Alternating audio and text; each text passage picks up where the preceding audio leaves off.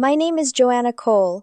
Most people in town still call me Joe Brennan, which tells you everything you need to know about how slow news travels in a place like ours, and how fast a name can stick to a woman whether she wants it or not.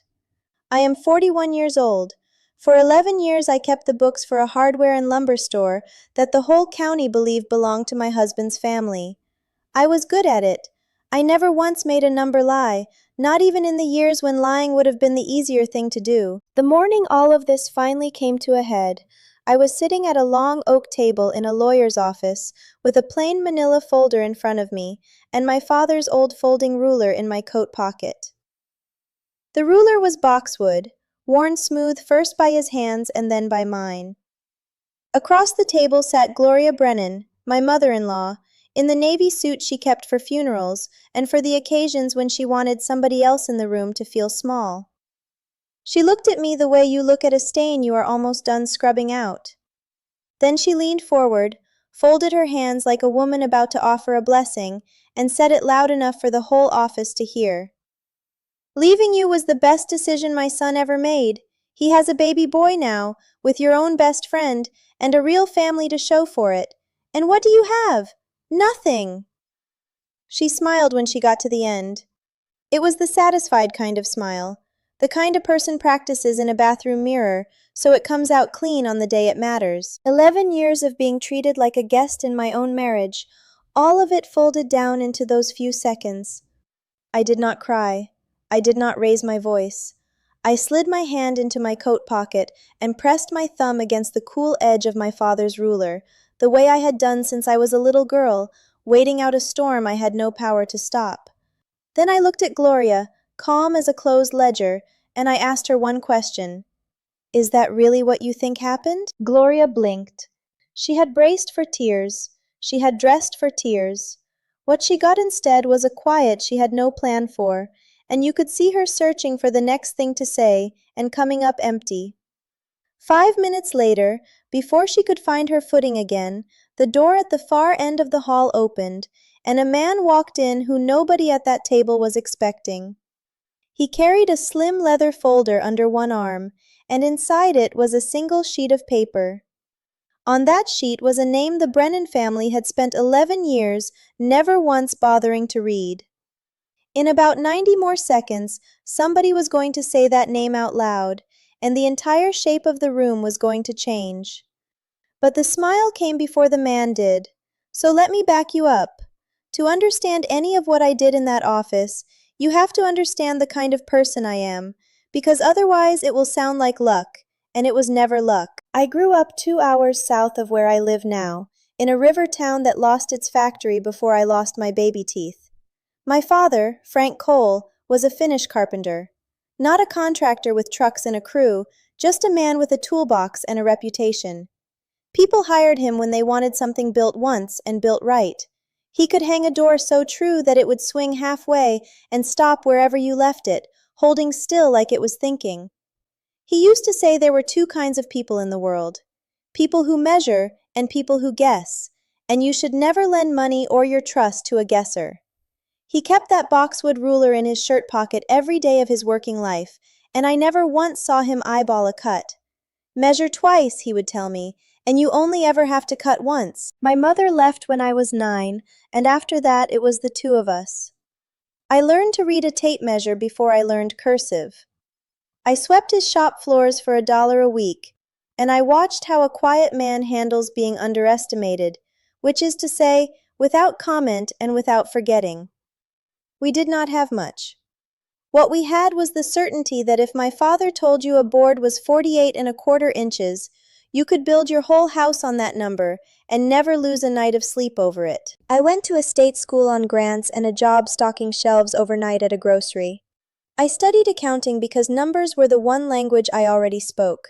Numbers do not flatter you and they do not lie to your face.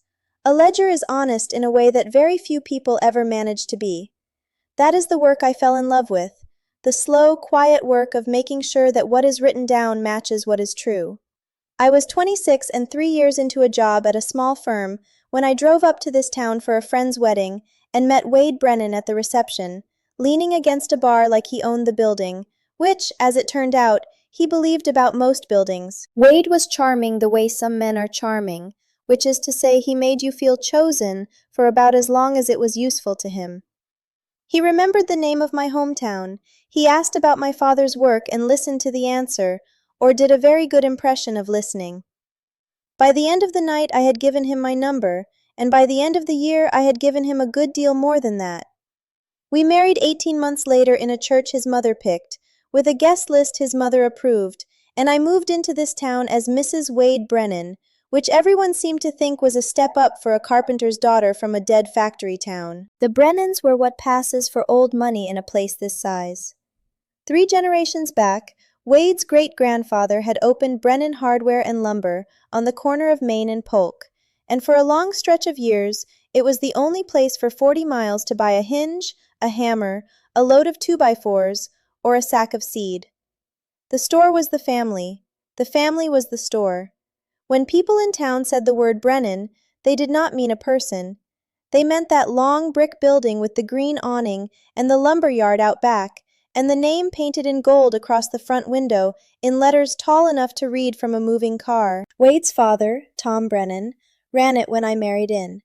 Big Tom, everybody called him, a wide, warm bear of a man who could sell you a whole kitchen's worth of cabinet hardware and have you thanking him for the chance to spend the money.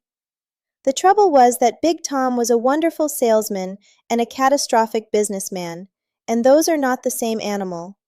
He bought on credit. He extended credit to half the town and never collected.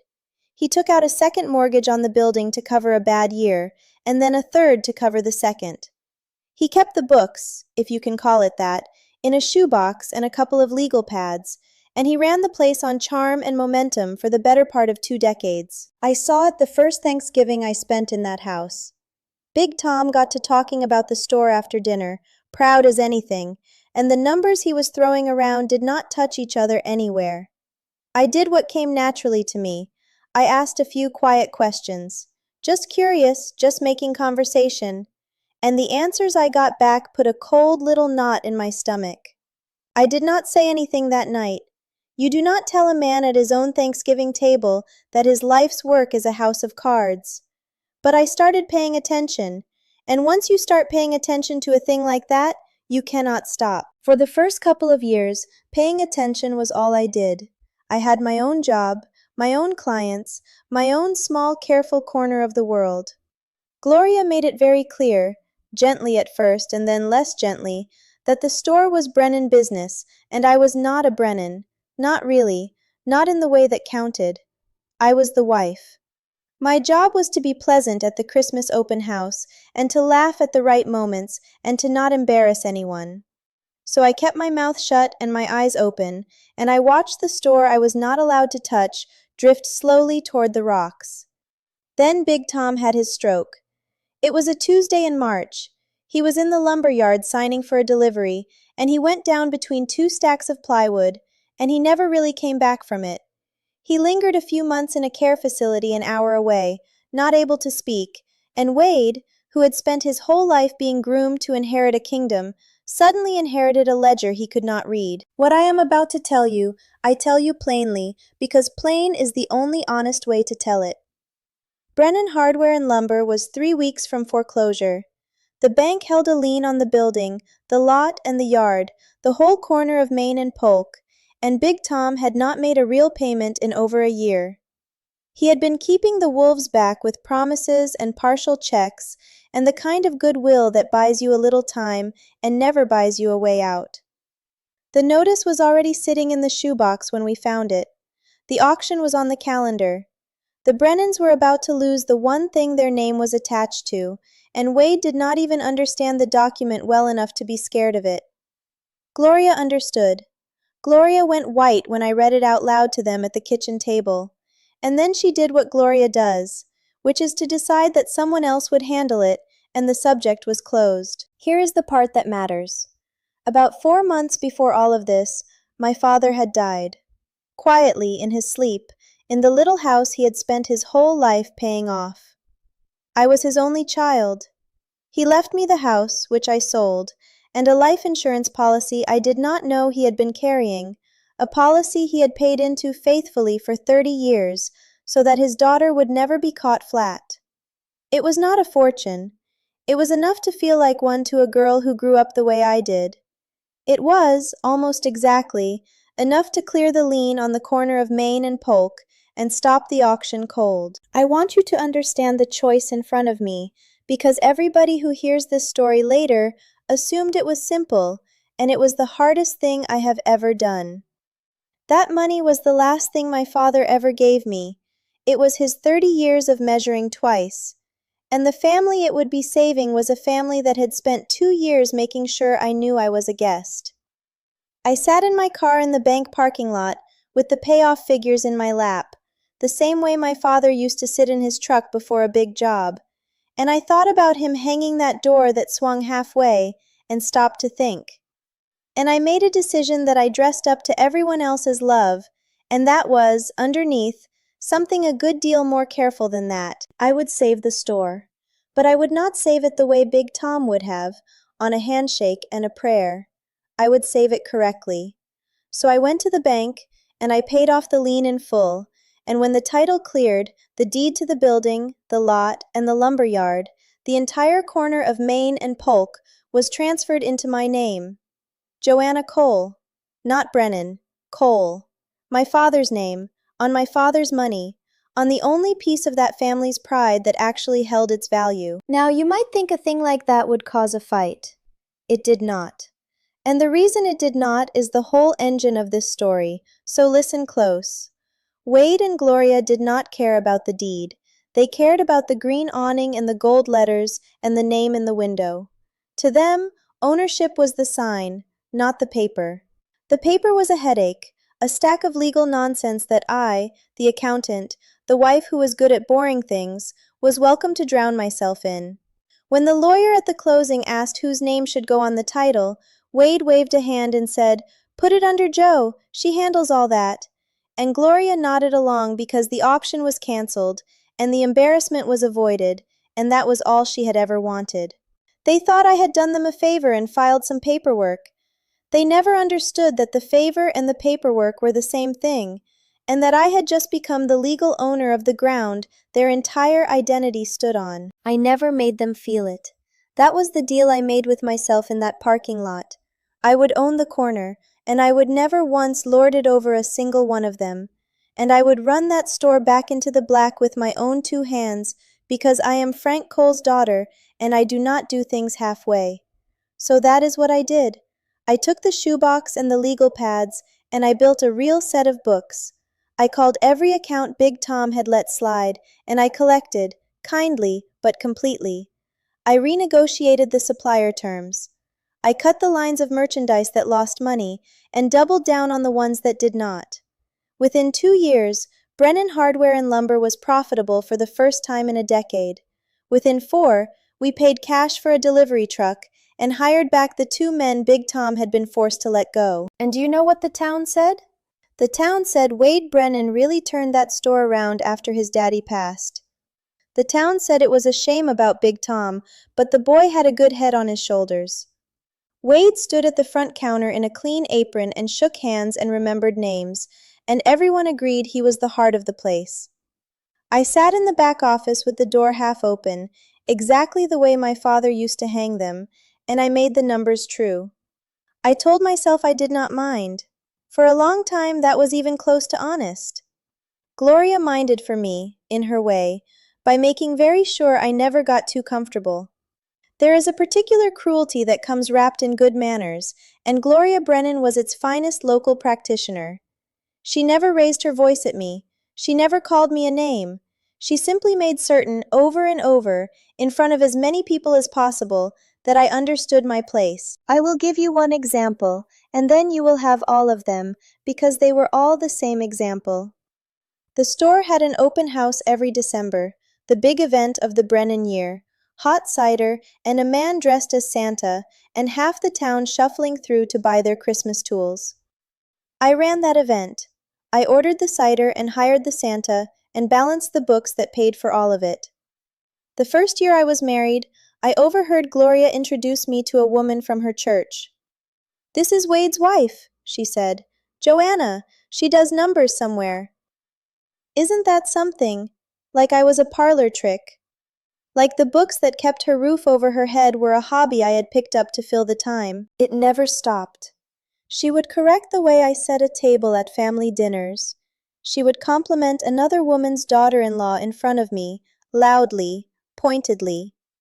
When I refinished the old oak counter in the front of the store, the one Big Tom's father had built, sanding it down on my hands and knees over 3 Sundays and bringing it back to life, Gloria ran a finger along it and said she supposed it was fine, though her husband would have known how to do it properly. Her husband, who had let the store he loved rot from the inside because he could not read a balance sheet. I sanded my own father's name off my hands that night, and I said nothing, because I had learned from the best carpenter in the state that you do not argue with a board. You just measure it, and you cut it true, and the work speaks for itself eventually. The trouble is that I believed that too completely. I believed that if I just kept doing good work quietly, the truth of who held that family together would announce itself one day on its own. I was wrong about that. The truth does not announce itself. Somebody has to read it out loud. It took me 11 years and a navy suit and a baby boy to understand that, but I am getting ahead of myself again.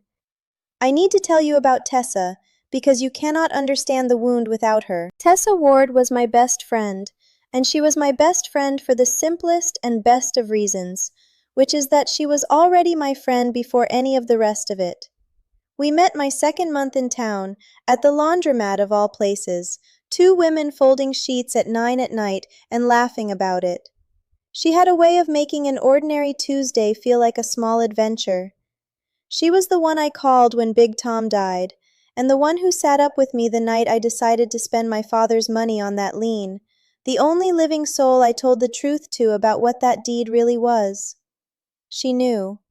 Out of everyone in the world, Tessa knew that I owned the corner of Main and Polk because I needed to say it to one person who was on my side, and I believed with my whole heart that she was that person. She stood up at no wedding because she was already in my life by the time of mine, but she threw me a birthday party every single year, and she remembered my father's death day, and she brought me soup the winter I had pneumonia and could not get out of bed.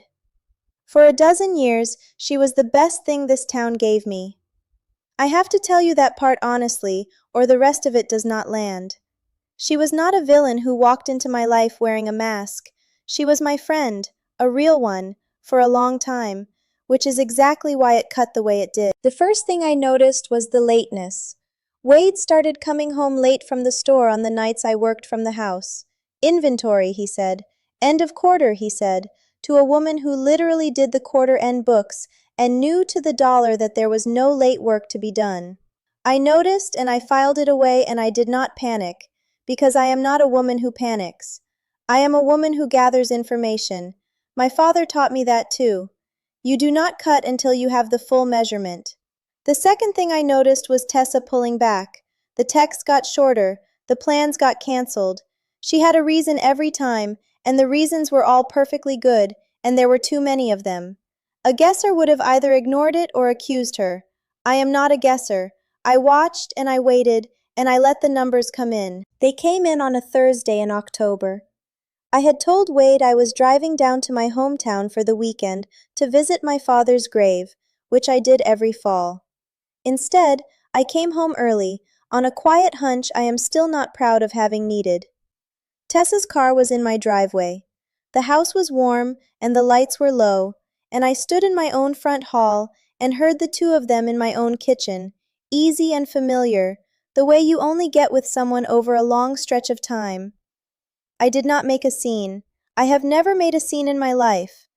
I stood in the dark hallway with my keys in my hand, and I listened just long enough to be certain, and then I quietly let myself back out the front door and sat in my car at the end of the block until my hands were steady. Measure twice. Here is the thing that nobody believes when I tell it. I did not confront them that night. I drove to a motel 2 towns over, and I lay awake until morning, and I thought, not about my heart, which was a ruin, but about that deed. Because I knew Wade. I knew that the moment a divorce came, his mother would circle the wagons, and the family would close ranks, and the whole machine would turn toward one goal, which was getting the carpenter's daughter out of the picture with as little given up as possible. And I knew something they had all forgotten. I knew whose name was on the corner of Main and Polk, so I did the coldest and most careful thing I have ever done. I waited. I went back home Sunday like nothing had happened. I let Wade kiss my cheek. I let Tessa text me a little heart the next morning. And I went quietly to a lawyer 2 counties over, a sharp, soft-spoken man named Marcus Hale, who had no connection to the Brennans and no reason to ever pick up the phone and warn them, and I laid the whole thing out on his desk. The marriage, the affair, the store, and the deed. Marcus pulled the title himself, just to be certain, because that is what good people in my line of work do. We do not trust our own memory of a number when we can go look at the source. He laid the certified copy on his desk between us, and he read the owner of record out loud, and there it was in the county's own ink, Joanna Cole, sole owner. He looked up at me over his glasses, and he asked me, very gently, whether the Brennans understood what I was holding, and I told him the truth. I said no. I said they think they own a store. They have never once understood that they own a sign, and I own the ground. We did not rush. That is the part I want you to sit with, because we live in a world that tells you to react, to post, to scream, to set it all on fire the same hour you find the match. I had spent my whole life learning the opposite. My father hung doors that took a week. He used to say that anybody can knock a thing down in an afternoon, but building it so it holds takes patience, and patience is not the same as waiting. Patience is knowing the exact moment the glue has set and the joint will hold weight. I had found out about the affair. The joint was not set yet, so I waited for it. Wade asked me for the divorce himself about 6 weeks later, which I will admit gave me a grim little satisfaction. He sat me down at our kitchen table, the same table where I had read the foreclosure notice years before, and he gave a sad, rehearsed speech about how we had grown apart, and how he would always care for me, and how he hoped we could keep this civil for the sake of everyone. He never mentioned Tessa. He thought I did not know. He thought I was the broken one, blindsided, about to fall apart, and he was already arranging his face into the patient sorrow of a good man doing a hard thing. I told him civil sounded fine. I told him I only wanted what was fair. He looked relieved, the poor fool. He thought fair meant cheap. Tessa was pregnant by Christmas. They did not even wait a respectable interval, which told me everything about how long the two of them had been certain of where this was headed. By spring the whole town knew, and the story the town told was the story Gloria fed it. Poor Wade, trapped for years in a cold marriage to that quiet accountant who never gave him children, finally free, finally happy, starting the family he always deserved with a warm, sweet local girl. They had a boy in the early summer. They named him Thomas, after Big Tom, the patriarch, the heir to the Brennan name and the Brennan store. Gloria sent out an announcement card. She did not send me one, but a friend of mine showed me hers, and there it was. A new Brennan to carry on the family business. That phrase is the one that finally set the glue. The family business. Gloria really wrote that, on a card, with a little drawing of the store's green awning in the corner. The family business that a new baby boy was going to inherit. And I sat in my kitchen, and I looked at that card, and I almost laughed, because I owned the building it was printed about, and not one of them knew it, and they were sending out announcements. The divorce ground forward the way these things do. Wade's lawyer, a friend of Gloria's from the country club, was a man who clearly believed this was the easiest case of his career. They offered me a settlement. I want you to hear the number, because the number is the whole insult. They offered me $40,000 to walk away clean and waive any claim to the store, the business, the building, all of it. $40,000 to a woman who had paid off a $250,000 lien with her dead father's money and run their store back from the grave with her own hands. They presented it like a kindness. Marcus called me to read it to me, and I could hear him trying not to laugh, and I told him to set a meeting. A real one. Everyone in the room. I said one more thing to Marcus on that call. I told him not to bring up the deed beforehand. Not a hint, not a warning, nothing in writing to their side. I wanted it to land in the room. I had spent 11 years swallowing things in rooms full of Brennans. I had been corrected and dismissed and introduced as the girl who does numbers somewhere. And I had taken all of it quietly because that is what a board does. It holds still and waits to be measured. I was not interested in a phone call. I wanted the room. Which brings me back to where we started. The long oak table, the navy suit, Gloria's hands folded like a blessing. It was a Wednesday morning in September, almost exactly a year after I came home early on that Thursday in October and heard them in my kitchen. We met at the office of the Brennan's lawyer, a wood-paneled place that smelled like old paper and self-importance. Wade was there in a suit that did not fit him anymore. He had gotten soft and tired-looking, and he would not meet my eyes, which I noted with no feeling at all. Gloria was there at the head of the table, of course, because Gloria was always at the head of every table. Their lawyer was there with a thin folder and a thinner smile.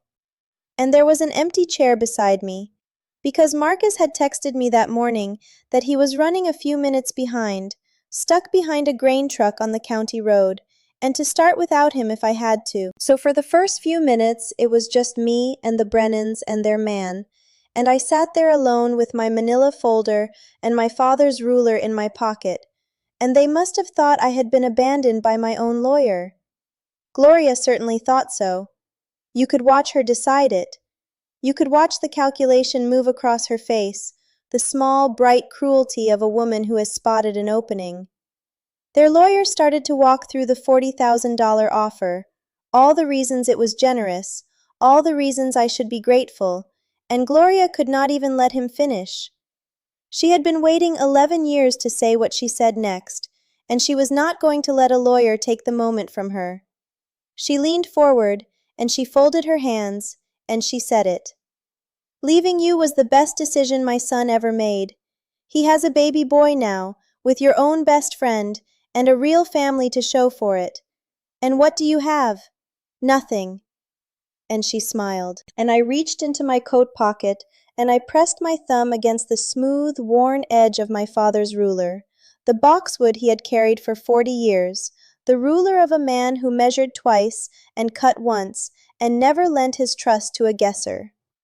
And I looked at Gloria Brennan, calm as a closed ledger, and I asked her my one question. Is that really what you think happened? She blinked. The smile flickered. She had built that sentence in a mirror, and she had finally gotten to say it, and instead of breaking, I had asked her a question, and she did not have an answer ready. The room went quiet. Wade looked up for the first time.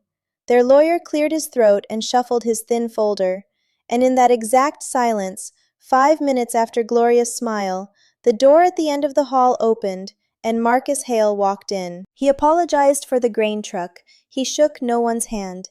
He sat down in the empty chair beside me, and he set his slim leather folder on the oak table, and he opened it, and he took out a single sheet of paper, a certified copy of a county deed.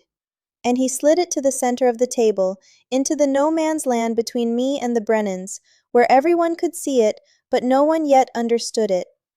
Before we discuss any settlement, Marcus said, in the mildest voice you ever heard, I think we should establish what assets are actually on the table, because there appears to be a misunderstanding about the property at the corner of Main and Polk. Gloria looked at the paper like it was a bug that had landed in her cider. Wade leaned in, squinting, still not getting it. Their lawyer picked it up, and I watched his face, because the lawyer was the only one in the room with the training to understand what he was holding, and I watched the exact second he understood it. The color went out of him. He read it twice. He read it a third time, and then he set it down very carefully, the way you set down something hot. Read the owner of record, Marcus said. Out loud. I think the family should hear it from their own counsel. The lawyer did not want to. You could see he did not want to. But there was nothing else in the room to do, and so he did. He read the name on the deed out loud, into that wood-paneled silence, the name that the Brennans had spent 11 years never once thinking to read. Joanna Cole. Not Brennan. Cole. My father's name, on my father's money, on the only thing that family ever owned that held its value. I will not pretend I did not enjoy the next part. I had earned it across 11 years, and I took it slowly, the way you take a thing you waited a long time for. Gloria's face did something I had never seen it do. It came apart. The navy suit composure, the church supper certainty, the head of every table authority, all of it cracked at once. "That's not possible," she said. "The store is ours. The store has always been ours." "The business is yours," Marcus said, agreeable as anything. "The inventory, the name, the goodwill, the trade. Mrs. Cole has no interest in any of that and makes no claim on it. The building, the lot, and the lumber yard, however, the land it all sits on, has been solely owned by my client since she paid off the bank's foreclosure lien 11 years ago with her own inherited funds. There is no lease. There has never been a lease. The business has operated on the property at the owner's goodwill for over a decade." He let that sit for a moment. Then he added the part that emptied the room. "That goodwill is now withdrawn." I watched Wade finally understand it. I watched it climb up his face one floor at a time. The store he stood in front of in his clean apron. The counter I sanded on my knees. The yard his father died in. The name in gold in the window. He did not own the ground any of it stood on, and he never had, not for one single day of the 11 years he spent letting this town call him the man who saved Brennan's. The man who saved Brennan's was sitting across the table from him in her dead father's name, and she had just bought a year of his certainty for the price of one quiet question. "You can't do this," Gloria said, and her voice had gone thin and high. "You can't take a family's store." And here is where I spoke, finally, for myself. Because Marcus had laid the foundation, and the foundation was true, and now I was going to hang the door. I did not raise my voice. I have never raised my voice. I used the flat, clear tone my father used when a customer wanted him to do shoddy work fast, and he was about to refuse. "I'm not taking anything, Gloria. You can't take what's already yours, and you can't take what was never theirs. I paid for that ground with the last money my father ever gave me, the same week your husband's store was 3 Sundays from the auction block. I kept your name in that window for 11 years. I ran your business out of the red, and I let this whole town give the credit to your son, and I never once corrected a single person, because I was raised by a man who believed the work should speak for itself." I paused, and I looked at her, and I let her see all of it. "You stood up just now, in front of your own lawyer, and you told me I have nothing. I own the corner of Main and Polk. I've owned it the entire time you were introducing me as the girl who does numbers somewhere. So I'll ask you again, since you didn't answer the first time. Is that really what you think happened?" Nobody said a word. There was no shouting. That is the part people always expect, and it never comes. There was just the long, terrible quiet of a family watching 11 years of a story they told about themselves come apart at the joints, because the joints were never glued. Wade put his face in his hands. Their lawyer asked, very quietly, for a recess, and Marcus said, "Of course, take all the time you need," and gathered his single sheet of paper back into his slim leather folder. What happened in the weeks after was not dramatic either. That is the truth about this kind of justice. It does not explode. It just becomes undeniable, slowly, the way a foundation reveals itself once you pull up the floor.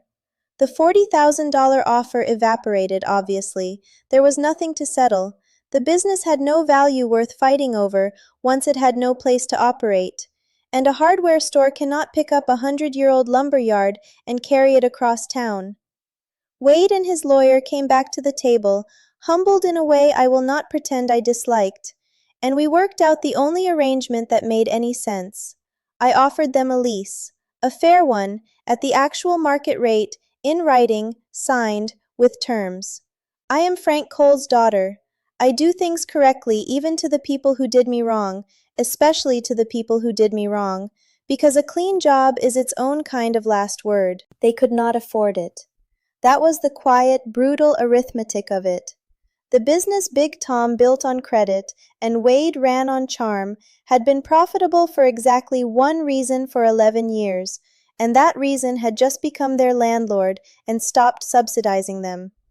A real lease at a real rate, paid by a man who did not actually know how to run the place because he had spent a decade letting his wife do it from the back office, was not a thing Wade Brennan could carry.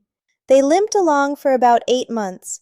Then, Brennan Hardware and Lumber closed its doors, 3 generations after it opened them, and the green awning came down, and a hardware chain from out of state eventually leased my building and put up a sign of their own. The town talked, the way towns do, and for once the story it landed on was the true one, because a truth that big cannot stay folded up in a wood-paneled office forever. The real version moved through town as fast as the lie ever had. People did the math. They remembered Big Tom and the stroke and the auction that somehow got canceled. They remembered that the books always seemed to balance after the quiet accountant married in. And one by one they came around to understanding that the man they had called the heart of that store had been the apron, and the heart had been sitting in the back office with the door half open the whole time. Wade did not handle it well. There is not much else to say about Wade. He had spent his life being told he was a prince, and the kingdom turned out to be rented, and he was not built to survive that information. He and Tessa stayed together, if you can call it that, 2 people bound by a baby and a betrayal, and not much else. Last I heard, he was driving a route for a beverage distributor 2 counties over, and Tessa was working the register at a pharmacy, and the warm, sweet local family Gloria announced on a card with a little green awning in the corner was a small, tired apartment and a lot of silence. I do not wish the boy any of it. Thomas did not ask to be born into the wreckage of what his parents did, and I hope to God he grows up to be nothing like his father. But I do not lie awake over the rest of them. That is its own kind of gift, the not lying awake. Tessa called me once, about a year after the store closed. I let it go to voicemail and then I listened to the message, which I will give her credit was not an apology, because she was at least honest enough to know that an apology would have been an insult. It was just her, crying, saying my name, saying she did not even know why she was calling. I never called back. Some people in your life break and you can mend them, and some people in your life turn out never to have been what you believed they were, and you do not mend that, you just set it down and you walk on lighter for the weight you put down. She knew about the deed. Out of every person in the world, she was the one I told the night I decided to spend my father's money, and she sat next to a man for over a year, planning to take everything I had, and she never once told him the one thing that would have let them prepare. I do not think she kept my secret out of loyalty. I think she kept it because she forgot I had ever told her, because I was that easy to forget. The quiet friend, the girl who does numbers somewhere. Either way, she kept it, and it cost them everything. Gloria I have to tell you about last, because Gloria is the one this whole story turns on, and Gloria is the one who got no forgiveness and is owed none. She did not break the way Wade broke. She got smaller. The woman who ran the church women's circle for 30 years and corrected the way I set tables and introduced me as a parlor trick lost the one thing she had built her entire self on, which was the certainty that the Brennans were better than the people they looked down on. She lost the store, and she lost the standing, and she lost the version of the story where her son was a good man and I was the cold woman who failed him. People in town are polite to her still, the way you are polite to someone whose house burned down. But the deference is gone. The little throne at the head of every table is gone. She is just an old woman now, in a navy suit, who was wrong about something for 11 years and found out in public. She wrote me a letter a few months after the store closed. I want to tell you what was in it because I think it matters. It was not an apology either. It was 4 pages of explanation. 4 pages of reasons. How hard her life had been. How much she had sacrificed for Wade. How I had to understand the position she was in. How she had only ever wanted to protect her family. How she had not meant the things she said the way they sounded. 4 pages building toward a single quiet ask, which was that I find it in my heart to let bygones be bygones, for the sake of the boy, for the sake of the family, so that we could all move forward. I read it twice. My father taught me to read everything twice. And then I did the only thing I had to say to Gloria Brennan, which was nothing. I did not write back. I did not call. I did not show up at a holiday with a casserole and a soft heart and prove that I was the bigger person. Because being the bigger person is a story the people who hurt you tell so they can feel forgiven without ever changing. I am not interested in being the bigger person. I am interested in being an honest one. And the honest truth is this. Gloria Brennan stood up in a room and told me, to my face, in front of her own son and her own lawyer, that I had nothing and that I deserved nothing, after 11 years of treating me like staff in my own marriage. She did not say that because she was confused. She said it because she meant it, all the way down, and she had been waiting years for the chance. A person shows you exactly who they are in the moment they believe they have finally won. Gloria showed me. And you do not have to set fire to a bridge that someone else already burned. You just have to stop pretending it is still standing. So I let it stay burned. I did not write back, and I am not going to, and that is not bitterness. Bitterness is when you carry the thing around and let it own you. This is the opposite. This is a clean cut. I measured that relationship twice across 11 years. I saw exactly what it was, and I cut it once, all the way through, and I have not lost a single night of sleep over it. Some bridges you mourn, this one I do not. This one I built the lumber yard out from under and watched come down, and I felt nothing but the quiet a person feels when a long job is finally finished and finished right. People always want to know how I am now, so let me tell you, and then I will let you go. I still own the corner of Main and Polk. The out-of-state chain pays me rent on the 1st of every month, on time, in writing, and I take that money my father's policy made possible, and I do the boring, careful thing I have always done, which is make it grow. I left the firm, and I hung my own shingle. I do the books for half the small businesses in this town now, the bakery and the auto shop and the 2 restaurants and the flower place, the people Big Tom would have extended credit to and never collected from. I keep their numbers true. I tell them when something does not add up, gently and completely, the same way I tried to tell a man at a Thanksgiving table a lifetime ago. And they listen, because the story of what happened to the Brennans got around, and this town finally understands what I am actually good at. I kept the watch off my wrist, but I never go anywhere without my father's ruler. It sits in my coat pocket, the boxwood worn smooth, and some nights I take it out and unfold it on my kitchen table, and just look at the old black numbers he read 10,000 times. Measure twice, cut once. Never lend your trust to a guesser. Patience is not waiting. Patience is knowing the exact moment the joint will hold. He gave me all of that, and then he gave me the money that bought the ground, and in the end the 2 gifts turned out to be the same gift, which was the knowledge of how to do a hard thing slowly and correctly and only once. If you take anything from this story, let it be this. The world will tell you that the loud people win, the charming ones, the ones at the head of the table who practice their cruelty in the mirror. The world is wrong. The quiet one in the back office with the door half open, the one keeping the real books, the one nobody bothers to read, is holding the only thing that ever actually mattered. They will introduce you as the girl who does numbers somewhere, right up until the morning somebody reads your name out loud off a deed. And on that morning you do not have to shout. You do not have to chase. You just have to have measured twice, and to ask, very quietly, into a room that has stopped pretending it knows the answer, "Is that really what you think happened?" That is my story. 11 years of holding the ground without ever once being thanked for it, and 5 quiet minutes that gave it all back.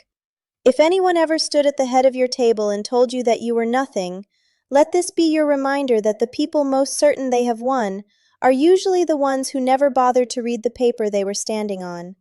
Measure your life twice, cut the things that need cutting once, all the way through, and do not waste a single night mourning a bridge that was already on fire when you found it. If this story found you tonight, share it with somebody who needs to hear it. Drop a comment and tell me what town you are listening from. Hit subscribe so the next one finds its way back to you. And remember the only rule we have around here: some bridges deserve to stay burned. I will see you in the next one.